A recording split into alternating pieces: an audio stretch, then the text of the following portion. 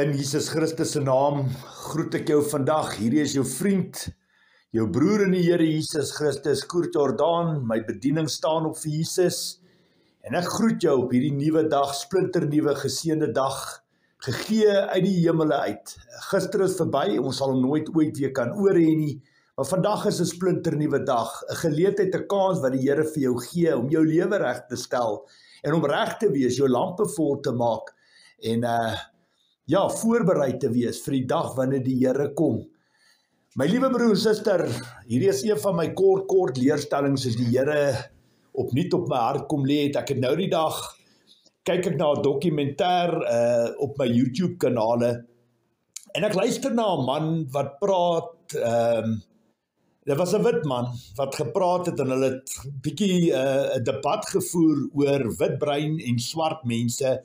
En hy het dadelik verwys na, met die ark, was dit Noag en sy seuns wat binne die ark is, en hulle wat alleen daar uitgegaan het, na die Here die sonvloed oor die aarde gestuur het, en die water die aarde bedek het, soveel lewende wesens en siele hulle lewens verloor het in die proses. Maar op die einde van die dag verwys hy na die skrif in die woord wat verwys het na Dawid toe, sy gelaatskleur was half rooierig gewees, en dit verwys na hom dat die nakomelinge van Noag en sy seuns was wit gewees, en nie bruin of swart nie, en dan vra hulle ook vir die persoon, maar waar dink jy kom swart of bruin mense, waar kom hulle dan vandaan? En hy verwys na hulle as daar's geen ander verduideliking daarvoor, behalwe dat hulle diere is, dat hulle saam in die ark opgeneem is nie. En dit wys net vir ons die absolute dwaasheid wat baie mense dink en wat baie mense praat. Op 'n einde van die dag kan jy dink wat jy wil, maar jy kan nie altyd sê wat jy wil nie. En dit wat jy ook al dink in jou gees en jou hart, moet jy kan toets met die stem van die Heilige Gees. Jy moet kan seker maak wat jy spreek.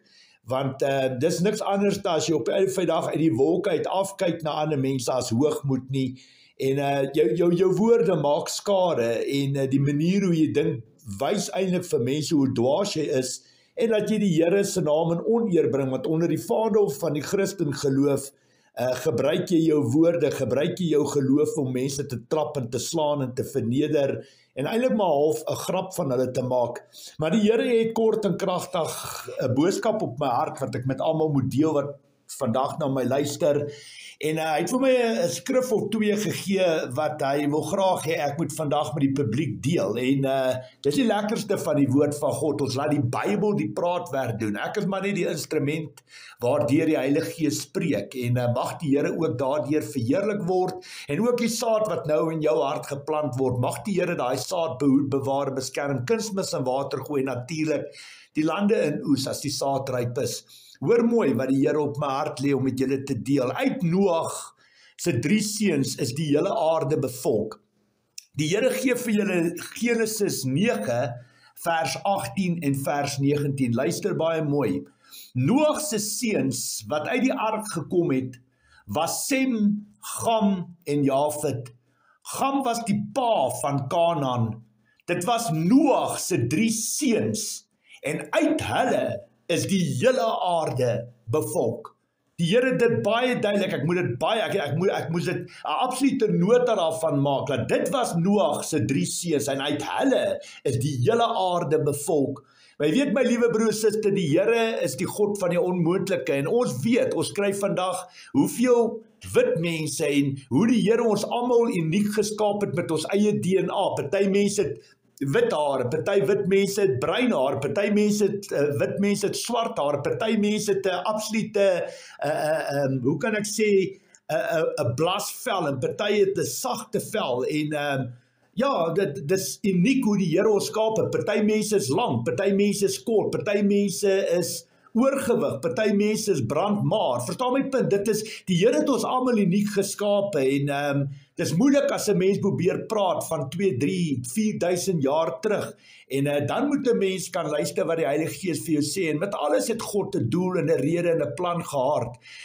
Nog 'n skrif wat die Here vir my gee om met julle te deel, wat na my luister, is Handelinge 17 vers 24 tot 31. Luister baie mooi wat die Here vir ons sê. God wat die wêreld met alles wat daarin is gemaak het. Hy is die Here van hemel en aarde en hy woon nie in tempels wat deur mense gemaak is nie. Hy het ook nie nodig dat mense hom versorg nie. Inteendeel, dit is hy wat aan almal lewe en asem en alles gee.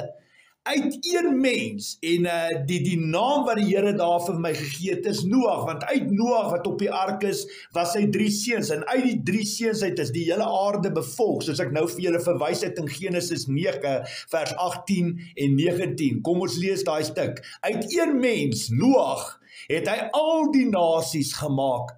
Hy het hulle gemaak om oor die hele aarde te woon.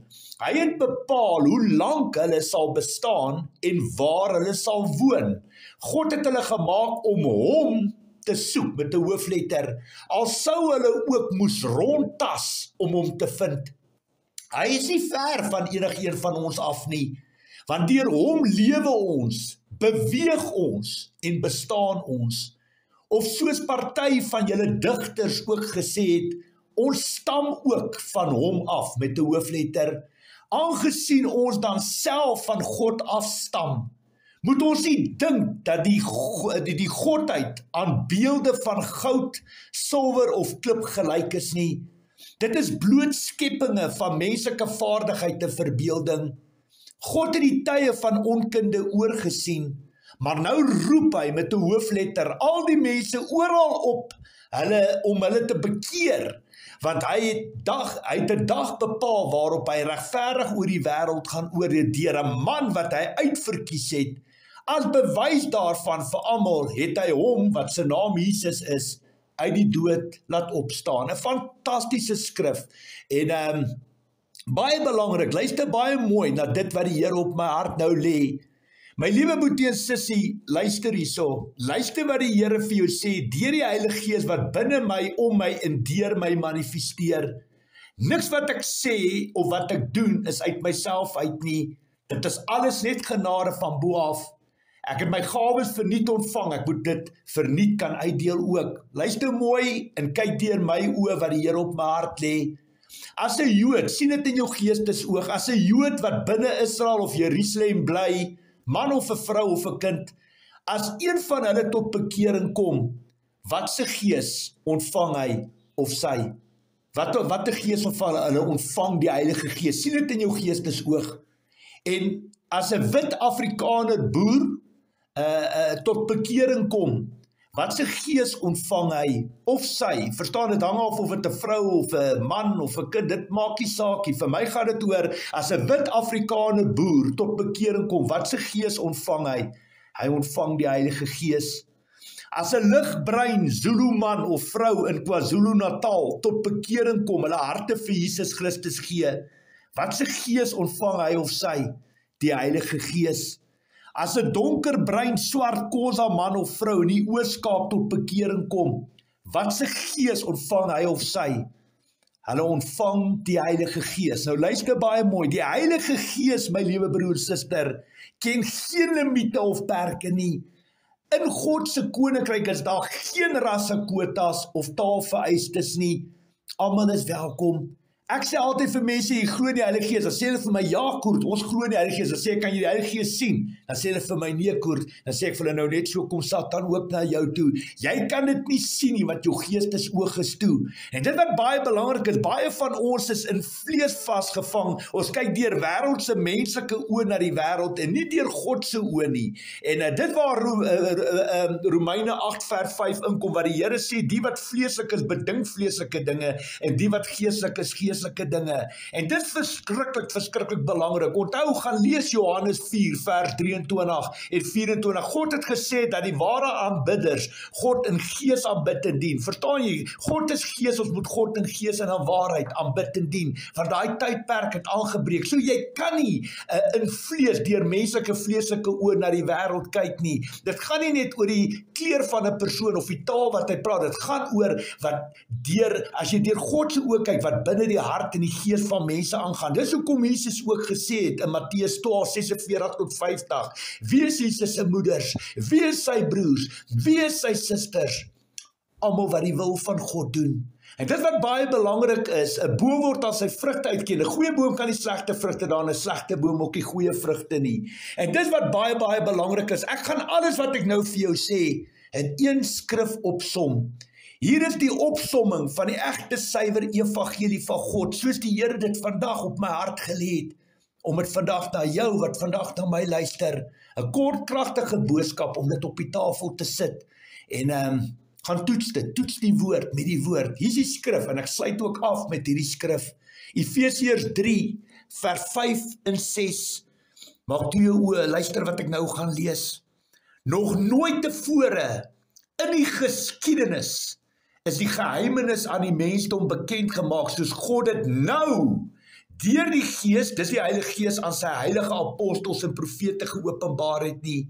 En dit is die geheimenis, deur die verkondiging van die evangelie en in hulle verbondenheid met Christus Jesus, word ook mense wat nie Jode is nie, saam met ons deel van die volk van God en lede van die liggaam. Dis die een liggaam van Christus, 'n geestelike liggaam in die geestesrealm. 1 Korintiërs 12 vers 12 tot 31 van Christus, en kry hulle ook saam met ons deel aan wat God beloof het.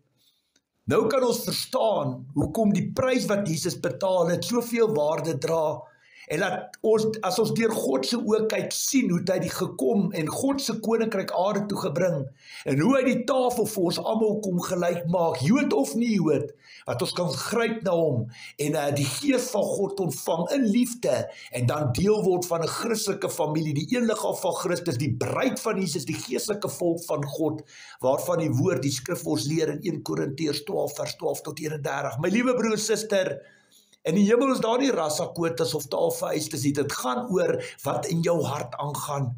Dis wat baie belangrik is. Dankie vir die voorreg om hierdie woord te breek, en mag ons hemelse Vader bo alles en deur alles daardeur verheerlik word. Mag die Here julle seën, mag hy julle behoed, bewaar en beskerm, mag hy vir julle vrede gee wat alle verstand te bowe is, en mag hierdie saad wat so pas in jou hart geplant is, mag die Here dit behoed, bewaar en beskerm, kunsmis en water gooi, en daai lande in oes, as die saad ryp is. Ek bid dit in Jesus Christus se kosbare naam. Amen. Mooi dag vir almal. Ons praat gou weer. Groetes.